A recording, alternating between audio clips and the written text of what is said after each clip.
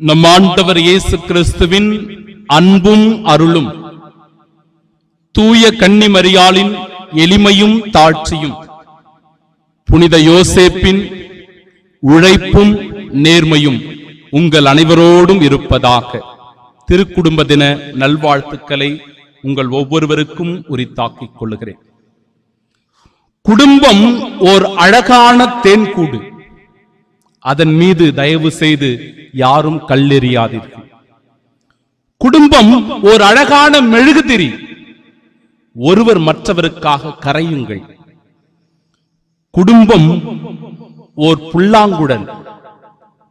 வீடெங்கும் இனிமையான ஓசை எப்பொழுதும் ஒலித்துக் கொண்டே இருக்கட்டும். குடும்பம் ஒரு சிற்பம். ஒவ்வொரு நாளும் அதை செதுக்கிக் கொண்டே இருங்கள். குடும்பம் ஒரு பல்கலைக்கழகம். அதனை தரமான கல்வியினால் கட்டி எழுப்புங்கள். குடும்பம் ஒரு பூஞ்சோலை. ஒருவர் மற்றவருக்காக எப்பொழுதும் நறுமணம் வீசுங்கள். அன்பிற்கும் பாசத்திற்கும் பிரியமானவர்களே, குடும்பத்திற்கு இன்றைக்கு பல சவால்கள் காத்திருக்கிறது. சேர்ந்து வாழும் குடும்பங்களை விட இன்றைக்கு பிரிந்து வாழ்கிற குடும்பங்கள் அதிகம். பணம் தான் உறவினை தீர்மானிக்கின்றது. சகிப்புத்தன்மையோடு வாழும் மனநிலை குறைந்து போய் தான் என்கிற கர்வமும் ஆணவமும் திமிரும் இன்றைக்கு அதிகரித்திருக்கிறது. டிவி சீரியல்களில் மூழ்கி போய் எப்பொழுது பார்த்தாலும் செல்போன்களை பார்த்து கொண்டிருக்கிற கேடுகட்ட காலமாக இந்த காலம் அமைந்திருக்கிறது. எதிர்பார்ப்புகள் அதிகரித்திருக்கிறது. ஒருவர் மற்றவர் மீது எதிர்பார்ப்புகள் அதிகரித்திருக்கிறது. விரைவில் கெட்டு போகக்கூடிய வாய்ப்புகள் இன்றைக்கு அதிகமாக பெருகி இருக்கிறது. இந்த சூழ்நிலையில் தான் குடும்பமாக வாழ, திருக்குடும்பம் போல வாழ தாயாம் திரு அவை நமக்கு அழைப்பு விடுக்கிறது. என் அன்பிற்குரியவர்களே, இவற்றை இரண்டு உறவு நிலைகளை வைத்துக் கொண்டு இந்த மறைவுரையின் வழியாக அன்பிற்குரியவர்களே குடும்ப வாழ்வை பற்றி நாம் சிந்திக்க இருக்கிறோம். ஒன்று கணவன் மனைவி உறவு நிலை, மற்றொன்று பெற்றோர் பிள்ளைகள் உறவு நிலை. நீண்ட நாட்களுக்கு பேசாமல் இருக்கிற கணவன் மனைவி இருக்கிறார்கள். பல நாட்கள் பேசாமல் இருக்கிற தந்தை பிள்ளையும் தாயும் பிள்ளையும் உண்டு. இப்பேற்பட்ட நாளிலும் கூட மனமாற்றத்திற்கான ஒரு அழைப்பாய் இந்த திருக்குடும்ப நாள் நமக்கு அமைந்திருக்கிறது. அன்பிற்குரியவர்களே, நல்ல கணவன் என்பவன் யார்? எப்பேற்பட்டவனை நல்ல கணவன் என்று நாம் உணர்ந்து கொள்ள முடியும்? எபேசியருக்கு எழுதிய திருமடலில் 5வது அதிகாரம் 25வது இறைவார்த்தை, கிறிஸ்து திருச்சபையின் மீது அன்பு செலுத்தியது போல நீங்களும் உங்கள் மனைவியரிடத்தில் அன்பு செலுத்துங்கள். நல்ல கணவன் என்பவன் தன் மனைவியை முழுவதுமாக அன்பு செய்கிறவனாக இருக்கிறான். அன்பு என்கிற அந்த பண்பு நலன் கணவனுக்கு கொடுக்கப்படுகிறது. கணவன் முழுவதுமாக தன் மனைவியை அன்பு செய்ய வேண்டும். இதற்கு மிகச்சிறந்த ஒரு உதாரணம் புனித சூசையப்பர். ஆம் அன்பிற்குரியவர்களே, அதிகமான பொறுமை அவரிடத்தில் இருந்தது. தன்னடக்கம் அவரிடத்தில் இருந்தது. இகழ்ச்சிக்கு அவர் உள்ளாக்க விரும்பவில்லை என்று இறைவார்த்தை குறிப்பிடுகிற வேளையில் தன் மனைவியை இகழ்ச்சிக்கு உள்ளாக்கக்கூடிய அளவிற்கு ஒருபோதும் எந்த கணவனும் இருக்கக்கூடாது என்பதை புனித சூசையப்பருடைய வாழ்வு நமக்கு எடுத்து கூறுகிறது. மரியாவை அவ்வளவு உன்னதமாய் பார்த்து கொண்டவர் புனித சூசையப்பர்.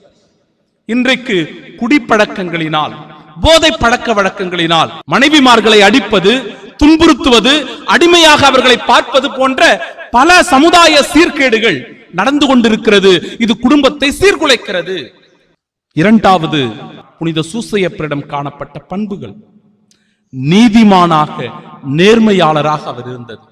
உண்மையோடு வாழ்வது, தன் குடும்பம், தன் மனைவி, தன் பிள்ளைகள் என்று நேசித்து நேர்மையோடு நீதிமானாக வாழ முன்வர வேண்டும்.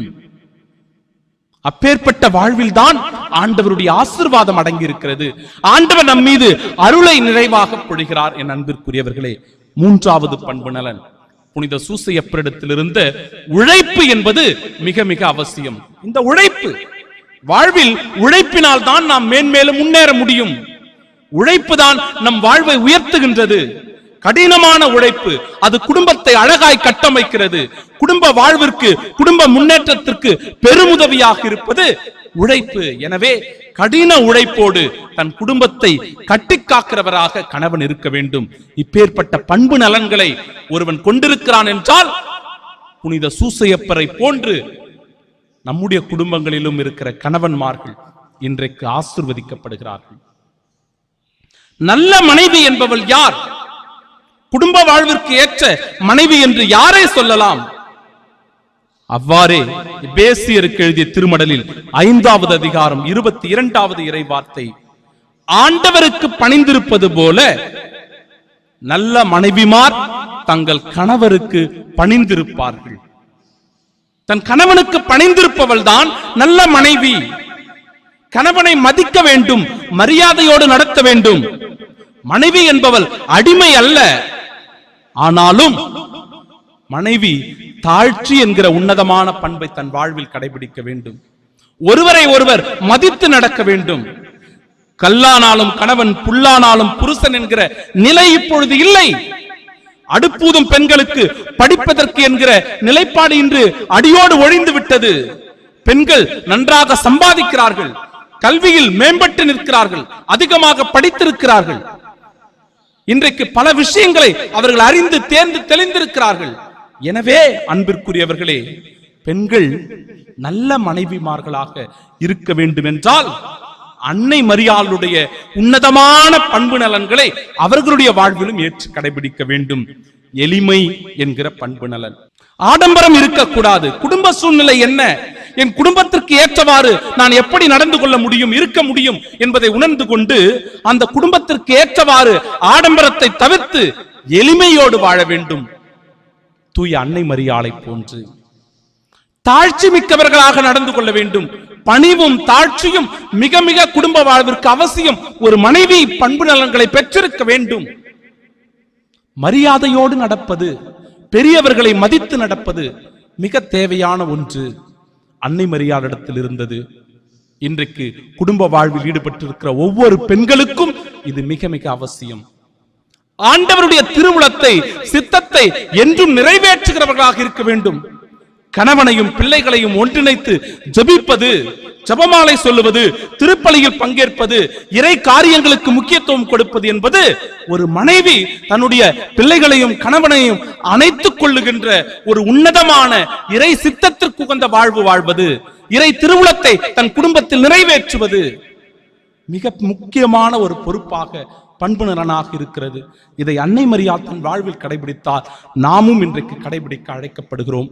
அன்பிற்குரியவர்களே, பாருங்கள், இன்றைக்கு குடும்பத்தில் சண்டைகள் உண்டு, துன்பங்கள் இருக்கிறது, கஷ்டங்கள் இருக்கிறது, மன வருத்தங்கள் இருக்கிறது, நெருக்கடி இருக்கிறது, புரிதல் இல்லாமை இருக்கிறது, கோபம் வருகிறது, தான் என்கிற எண்ணமும் அகங்காரமும் ஆணவமும் திமிரும் இன்றைக்கு அதிகமாக இருக்கிறது குடும்ப வாழ்வில். இப்படி இருக்கும்போது நாம் எப்படி திருக்குடும்பத்தை போல வாழ முடியும்? அல்லது திருக்குடும்பத்தினுடைய ஆசீர்வாதங்களை எப்படி என் அன்பிற்குரியவர்களை நாம் பெற்றுக்கொள்ள முடியும்? சிந்தித்து பார்க்க வேண்டாமா? திருக்குடும்பத்தை உற்று நோக்குங்கள். தன்னுடைய அன்பு மகன் காணாத போது தவிக்கிறது தாய் தந்தையினுடைய உள்ளம். பிள்ளை எங்கோ காணாமல் போய்விட்டானே, எங்கே இருக்கிறான், எப்படி இருக்கிறான்? நிச்சயமாக அவர்களுக்குள் சண்டை வந்திருக்கும். புனித யோசேப்பும் அன்னை மரியாளும் சண்டை போட்டிருப்பார்கள். நீங்கள் தான் தவற விட்டு விட்டீர்கள் என்று ஒருவரை ஒருவர் மாற்றி குறை சொல்லி இருக்கலாம். ஆனாலும் கூட அவர்களுடைய எண்ணம் ஆண்டவர் இயேசு கிறிஸ்துவின் மீது பற்றி இருந்தது. அவரை கண்டுபிடிக்க வேண்டும், தேட வேண்டும் என்கிற ஆவலில் ஓடினார்கள். அந்த குடும்பத்திலும் துன்பம் இருந்தது, அந்த குடும்பத்திலும் துன்பம் இருந்தது. இன்றைக்கு நற்செய்தியில வாசிக்க கேட்டோம், ஏரோது அரசன் குழந்தையை கொல்ல தேடிக் கொண்டிருக்கிறான். எனவே கனவில் எச்சரிக்கப்பட்டு இரவோடு இரவாக தொலை தூரத்திற்கு ஓடி தப்பி ஓடுகிறார்கள். இரவிலேயே தப்பி ஓடி அங்கும் இங்குமாக அண்டி பிழைக்க வேண்டிய நிலை இதோ இந்த திருக்குடும்பத்திற்கு வருகிறது. கஷ்டமான சூழ்நிலை, துன்பமான சூழ்நிலை. ஆண்டவர் இயேசு கிறிஸ்துவினுடைய வாழ்வு மிகவும் துன்பமாக கட்டமைக்கப்பட்டது. அவருடைய இறுதி காலகட்டம் அத்தனையையும் அன்னை மரியாள் தாங்கிக் கொண்டாள். துன்பத்திற்கு மேல் துன்பம் வந்த போது கூட அவற்றை ஏற்றுக்கொண்டால், என் அன்பிற்குரியவர்களே, அந்த குடும்பத்திலும் மன வருத்தம் இருந்தது, அந்த குடும்பத்திலும் நெருக்கடி இருந்தது, அந்த குடும்பத்திலும் புரிதல் இல்லாமல் இருந்தது. ஆனாலும் கூட ஒவ்வொரு நாளும் இறை திட்டத்தை, இறை சித்தத்தை தன் வாழ்வில் கடைபிடித்ததனால் தான் இந்த குடும்பம் இன்றைக்கு திருக்குடும்பமாக அடையாளப்படுத்தப்படுகிறது. என் அன்பிற்குரியவர்களே, அடையாளம் காட்டப்படுகிறது. ஆம், இப்பேற்பட்ட உன்னத அருள் நலன்களுக்காகத்தான் இன்றைய நாளில் இந்த திருப்பலியை ஆசீர்வாதமாய் நாம் நடத்தி கொண்டிருக்கிறோம். அவர் தன் தாய் தந்தைக்கு பணிந்து நடந்தார். மேலும் இயேசு ஞானத்திலும் உடல் வளர்ச்சியிலும் மிகுந்து கடவுளுக்கும் மனிதருக்கும் உகந்தவராய் வாழ்ந்து வந்தார். லூக்கா நற்செய்தி 2வது அதிகாரம் 51 முதல் 52 வரை உள்ள இறை வார்த்தைகள் பணிந்து நடப்பது, கீழ்ப்படிந்து நடப்பது மற்றும் ஞானத்திலும் அறிவிலும் உடல் வளர்ச்சியிலும் கடவுளுக்கும் மனிதருக்கும் உகந்தவராக வாழ்வது என்பது மிக மிக அவசியமாய் ஆண்டவர் இயேசு கிறிஸ்துவிடமிருந்து நாம் பெற்றுக்கொள்ள வேண்டிய நற்செய்தியாக இருக்கிறது. என் அன்பிற்குரியவர்களே, வாழ்வின் படிப்பினையாக இது அமைந்திருக்கிறது. பல நிலைகளில் இன்றைக்கு நாம் இவற்றை நம் குடும்பத்தோடு பொருத்தி பார்க்க வேண்டும். கணவன் மனைவி உறவு நிலை எப்பேற்பட்டதாக இருக்கிறது. 2வது படிநிலையாக பெற்றோர் பிள்ளைகளுடைய உறவு நிலை எப்பேற்பட்டதாக இருக்கிறது. சொல்லாலும் செயலாலும் உங்கள் பெற்றோரை மதியுங்கள், அப்பொழுது உங்களுக்கு ஆண்டவரின் ஆசை கிடைக்கும். சீராக்கின் ஞான புத்தகம் 3வது அதிகாரம் 8வது இறை வார்த்தை. எப்பொழுது கடவுளுடைய ஆசீர்வாதம் நமக்கு கிடைக்கும் என்றால், சொல்லாலும் செயலாலும் எவனொருவன் தன் பெற்றோரை மதிக்கிறானோ அவனுக்கு தான் ஆண்டவருடைய ஆசீர்வாதம் கிடைக்கும், மற்றவர்களுக்கு இல்ல. அன்பிற்குரியவர்களே, அப்பா அம்மாவினுடைய கனவு மிக மிக உன்னதமானது. தன் பிள்ளைகளை பற்றிய கனவு அவர்களுக்கு மிக பெரிதாய் இருக்கிறது. அவர்கள் தான் அவர்களுடைய உலகம், குழந்தைகள் தான் அவர்களுடைய தெய்வங்கள். தங்கள் உழைப்பை, தங்கள் வாழ்க்கையை தன் பிள்ளைகளுக்காகவே அர்ப்பணித்துக் கொண்டவர்கள் பெற்றோர்கள். தான் எழுத படிக்கவில்லையே என்று ஒரு நாளும் அவர்கள் ஏங்கவில்லை என்றாலும் கூட தன் பிள்ளைகளை படிக்க வைக்க வேண்டும், வாழ்வில் முன்னேற்ற வேண்டும், அவர்களுக்கு நல்ல ஒரு வேலை வாய்ப்பை பெற்றுத்தர வேண்டும் என்கிற கனவுகளோடு ஒவ்வொரு நாளும் உழைத்துக் கொண்டிருக்கிறவர்கள் பெற்றோர்கள். தான் சரியான உணவு உண்ணவில்லை என்றாலும் பரவாயில்லை, நல்ல ஆடைகளை உடுத்தவில்லை என்றாலும் பரவாயில்லை, என் பிள்ளை நல்ல உணவு உண்ண வேண்டும், நல்ல ஆடை உடுத்த வேண்டும் என்கிற கனவுகளோடு ஒவ்வொரு நாளும் போராடி கொண்டிருப்பவர்கள் தான், நெற்றி வியர்வை சிந்துகிறவர்கள் தான் பெற்றோர்கள் என்பதை நாம் புரிந்து கொள்ள வேண்டும். தான் வெளியூர்களுக்கு சென்று பல இடங்களை சுற்றி பார்க்க முடியவில்லை, ஆனாலும் என் பிள்ளை போக வேண்டும், பல ஊர்களுக்கு சென்று அவன் திரும்பி வர வேண்டும், 4 எழுத்து எழுத படிக்க தெரிய வேண்டும் என்று நினைத்துக் கொண்டிருப்பவர்கள் அல்லவா நம்முடைய பெற்றோர்கள். ஆனால் சில பிள்ளைகள் தன்னுடைய தாய் தந்தையினுடைய கனவினை நிறைவேற்றுகிறவர்களாக இருக்கிறார்கள், நம்பிக்கைக்குரியவர்களாக இருக்கிறார்கள். பாருங்கள், சீராக்கின் ஞான புத்தகம் 3வது அதிகாரம் 12வது இறை வார்த்தை. குழந்தாய், உன் தந்தையின் முதுமையில் அவருக்கு உதவு, அவரது வாழ்நாளெல்லாம் அவர் உள்ளத்தை நீ புண்படுத்தாதே என்கிற அறிவுரையை நமக்கு கொடுக்கிறது.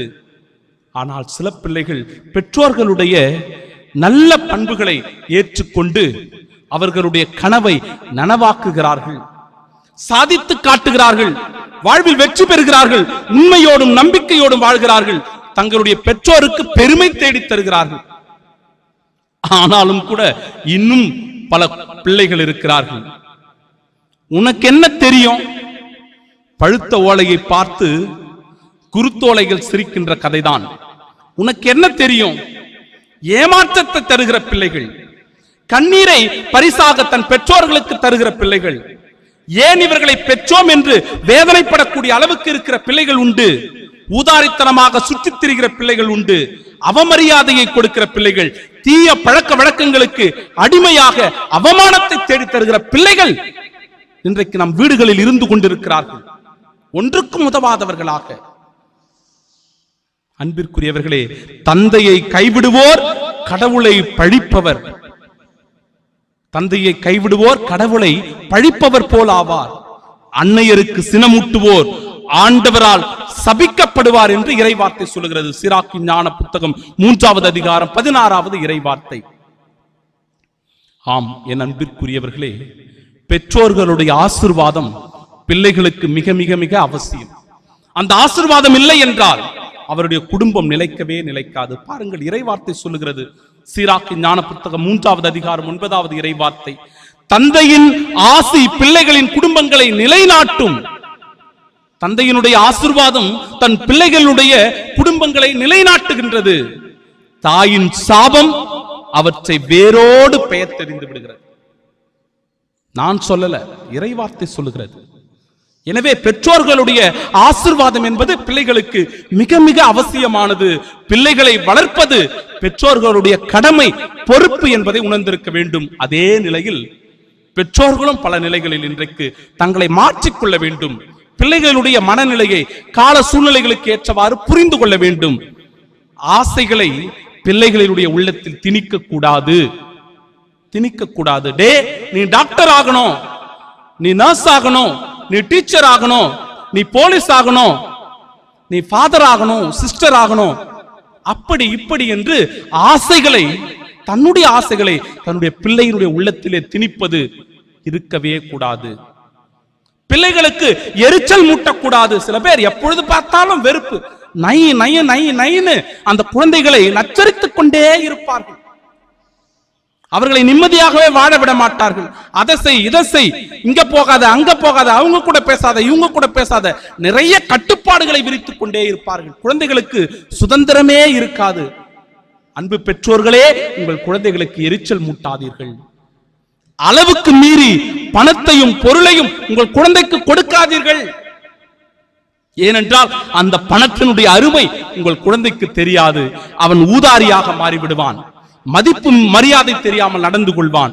எனவே அவனுக்கு எதை கொடுக்க வேண்டும் என்பதை உணர்ந்து தேர்ந்து தெளிந்து செய்யுங்கள். குருட்டுத்தனமான நம்பிக்கையை உங்கள் பிள்ளைகளின் மீது வைத்து விடாதீர்கள். இவன் தான் என்னுடைய கனவு, இவன் இப்படி செய்ய வேண்டும், அப்படி செய்ய வேண்டும் என்று நினைத்துக் கொண்டு நாளுக்கு மனமுடைந்து போய் மூளையில் உட்கார்ந்து அழ வேண்டிய சூழ்நிலை உங்களுக்கு வரும். அப்படிப்பட்ட கனவுகளோடு இருக்காதீர்கள், எதிர்பார்ப்புத்தனமாக இருக்காதீர்கள். குருட்டுத்தனமான நம்பிக்கை உங்களுக்கு வேண்டாம். பிள்ளைகளுக்கு செய்ய வேண்டிய கடமை என்னவோ, பொறுப்பு என்னவோ அதை உணர்ந்து செய்யுங்கள். தன் சுய காலில் நிற்கக்கூடிய ஆற்றலை உங்கள் பிள்ளைகளுக்கு சொல்லிக் கொடுங்கள். எப்பொழுதும் உங்களையே நம்பிக்கொண்டு உங்களுடைய முந்தானையே அவன் பிடித்துக் கொண்டு சுற்றி வரக்கூடாது. சுய காலில் சொந்தமாக சம்பாதிக்கக்கூடிய நிலை அவனுக்கு வேண்டும் என்பதை சொல்லிக் கொடுங்கள். பெற்றோர்களே, எப்பொழுதும் உங்களுடைய குழந்தைகளை உங்களுடைய கட்டுப்பாட்டுக்குள்ளேயே வைத்துக் கொண்டிருக்காதீர்கள். அவன் வளர்ந்து விட்டான் என்றால் சுதந்திரமாக விடுங்கள். அவனுக்கு திருமணம் ஆகிவிட்டது என்றால் அவனுடைய குடும்பத்தோடு வாழ்க்கை நடத்த அவனுக்கு விட்டுக் கொடுங்கள். உங்களுடைய கட்டுப்பாட்டிலேயே அவனை வைத்துக் கொண்டிருக்காதீர்கள். எபேசியர் திருமடலில் 6வது அதிகாரம் 4வது இறைவார்த்தை சொல்லுகிறது, தந்தையரே, உங்கள் பிள்ளைகளுக்கு எரிச்சல் மூட்டாதீர்கள், மாறாக அவர்களை ஆண்டவருக்கு ஏற்ற முறையில் கண்டித்து திருத்தி அறிவு புகட்டி வளர்த்து வாருங்கள். ஒடித்து வளர்க்காத முருங்கையும் அடித்து வளர்க்காத குழந்தையும் ஒருபோதும் உருப்படாதான், உருபயனையும் அது தராதான். எனவே எச்சரிக்கையோடு நாம் நடந்து கொள்ள வேண்டும். 2 நண்பர்கள் சந்தித்துக் கொள்கிறார்கள். ஒரு நண்பன் சொல்லுகிறான், குழந்தை வளர்ப்பு பற்றி தன்னுடைய நண்பரிடத்தில் இவ்வாறு பகிர்ந்து கொள்கிறான். பிள்ளைகளை நான் சுதந்திரமாக விட்டு விடுகிறேன், அவர்கள் மகிழ்ச்சியாக சுற்றிவிட்டு வருகிறார்கள், அவர்களை பற்றி எனக்கு எந்த கவலையும் இல்லை. காரணம், அவன் சுதந்திரமாக இருக்கட்டும், எங்கேயாவது போகட்டும், எங்காவது வரட்டும், இந்த வயசுல தான் அவன் அப்படி இருக்க முடியும் என்று தன் நண்பரிடத்தில் அவர் பேசிக் கொண்டிருந்தார். அப்பொழுது இன்னொரு நண்பர் தன்னுடைய தோட்டத்திற்கு அழைத்து போகிறார். இது என்னுடைய ரோஜா தோட்டம் என்று சொல்கிறார். ரோஜா தோட்டமா? தோட்டத்தில் ஒன்றும் காணவில்லையே, ரோஜா பூக்களே இல்லை, வெறும் முச்செடிகளும் முட்புதர்களும் தான், பூண்டுகளும் தான் இருக்கிறது, களைகள் தான் நிரம்பி இருக்கிறது, இதை போய் ரோஜா தோட்டம் என்று சொல்லுகிறாயே? உண்மைதான், இதுதான் என்னுடைய ரோஜா தோட்டம். ஆனால் 1 வருடமாக அதில் நான் காலையோ கையையோ வைக்கவே இல்லை, அதை அப்படியே விட்டு கிடக்கிறேன். தன் பிள்ளைகளை கவனிப்பார் என்று இருக்கிறோம் என்றால் ரோஜா தோட்டம் எவ்வாறு முட்செடிகளும் களைகளும் நிரம்பி இருக்கிறதோ அப்படிதான் அவனுடைய வாழ்வும் மாறிவிடும். என் அன்பிற்குரியவர்களே, எனவே எச்சரிக்கையோடு நாம் நடந்து கொள்ள வேண்டும். குடும்பத்தை சீரழிப்பது எது? குடிப்பழக்கமா, போதை பழக்கமா, வேலையின்மையா, டிவி சீரியல்களா, செல்போனா, பணமா, சொத்தா, சோம்பேறித்தனமா, ஊதாரித்தனமா? எது நம்முடைய குடும்பத்தை சீரழித்துக் கொண்டிருக்கிறது? சற்று சிந்தித்து பார்க்க வேண்டும். ஒருவர் மற்றவருக்காக நேரத்தை ஒதுக்க வேண்டும், அன்போடு மகிழ்ச்சியோடு பேச வேண்டும், ஒருவர் மற்றவரை மதிக்க வேண்டும். பக்தி, விசுவாசம், ஜபம், ஆன்மீக காரியங்களில் முழு ஈடுபாட்டோடு குடும்பத்தோடு நாம் பங்கெடுக்க வேண்டும். உறவுகளுக்கு முக்கியத்துவம் கொடுக்க வேண்டும். அன்பிற்குரியவர்களே, இணைந்து ஆலயத்திற்கு வருவது கூட மிகப்பெரிய ஒரு ஆசீர்வாதம் தான். உங்களை எல்லோரும் பார்த்து கொண்டிருக்கிறார்கள். கணவனாக, மனைவியாக, பிள்ளையாக நீங்கள் இணைந்து ஆலயத்திற்கு வரும்போது ஒரு உன்னதமான பாக்கியத்தை, ஆசீர்வாதத்தை, திருக்குடும்பத்தின் ஆசீர்வாதத்தை நீங்கள் பெற்றுக் கொள்கிறீர்கள். கண்களை மூடுங்கள். ஒரு சில நிமிடங்கள் ஆய்ந்து அறிந்து சிந்தித்து தேர்வு பெற இறைவனிடத்தில் சிறப்பாக செபியுங்கள். ஆண்டவரே, நான் எப்பேற்பட்ட மனநிலையில் வாழ்ந்து கொண்டிருக்கிறேன். ஆண்டவரே, என் வீட்டை கட்டவில்லை என்றால் கட்டுவோர் உழைப்பு வீணாகும் என்று திருப்பாடல் 127:1 சொல்லுகிறது. நம் குடும்பம் கடவுளுக்கு உகந்த குடும்பமா? நாம் பெற்றோரை கவனித்துக் கொள்ளுகிறோமா? நாம் பிள்ளைகளுக்கு பொறுப்புள்ள தந்தையாக, தாயாக இருக்கின்றோமா? நாம் நம்மை அதிகமாக மையப்படுத்தி வாழ்கிறோமா அல்லது நம்முடைய குடும்பத்தை மையப்படுத்தி வாழ்கிறோமா? நம்முடைய குடும்பத்தை பற்றி பிறர் என்ன நினைத்துக் கொண்டிருக்கிறார்கள்? நம் குடும்பத்தில் அன்பு இருக்கிறதா? நம் குடும்பத்தில் மகிழ்ச்சி இருக்கிறதா? நம் குடும்பத்தில் அமைதி இருக்கிறதா? நாம் நம்முடைய கணவனை, மனைவியை, பிள்ளைகளை, பெற்றோரை மதிக்கின்றோமா? குடும்பத்தினுடைய மதிப்பை, கௌரவத்தை, மகிழ்ச்சியை நான் கெடுக்கிறேனா அல்லது வளர்க்கின்றேனா? இந்த சமுதாயம் என்னுடைய குடும்பத்தை எப்படி அடையாளப்படுத்திக் கொண்டிருக்கிறது? எனக்குள் வளர்ச்சி இருக்கிறதா? என் குடும்பம் கெட்டுப் போவதற்கு, சீரழிவதற்கு நான் காரணமாக இருக்கிறேனா? சிந்தித்து பாருங்கள் என் அன்பு தோழர்களே. திருக்குடும்பத்தினுடைய உன்னதமான ஆசீர்வாதம் ஆண்டவர் இயேசு கிறிஸ்துவின் அன்பும் அருளும், அன்னை மரியாளினுடைய தாழ்ச்சியும் எளிமையும், புனித சூசையப்பரின் கடுமையான உழைப்பும் நேர்மையும் நம் உள்ளத்திலும் இல்லத்திலும் தங்கியிருக்க இறைவன் நம்மை ஆசிர்வதிப்பாராக. ஆமென்.